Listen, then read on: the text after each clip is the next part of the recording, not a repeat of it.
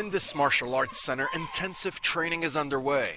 These young women aged 10 to 25 have decided to empower themselves, to learn how to fight back in case they have to confront a sexual aggressor. Girls who are 16 or 17 are the most exposed to these kinds of problems. Some are even pushed by their parents to join these training classes. When they come here, they learn how self-defense can help them deal with many situations. Since 2005, self-defense centers like this one have sprouted throughout Egypt. By joining these groups, many girls are making a statement. If you try to abuse us, get ready for a fight.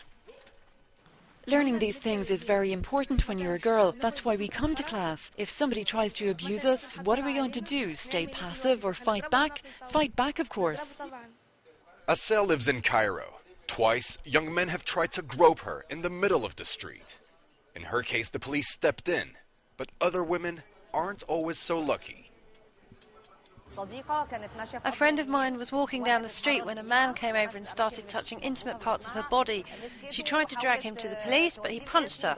She called for help, but people around her held her back while the man ran away. I think women are seen as objects, things that can be used. Men feel they have the right to do these kinds of things because people think it's normal behavior.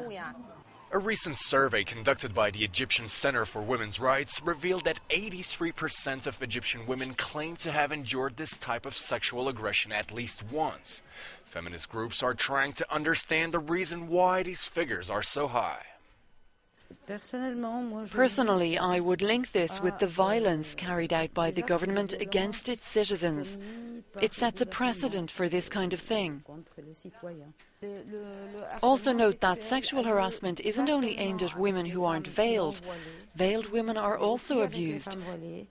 It has nothing to do with the way a woman dresses.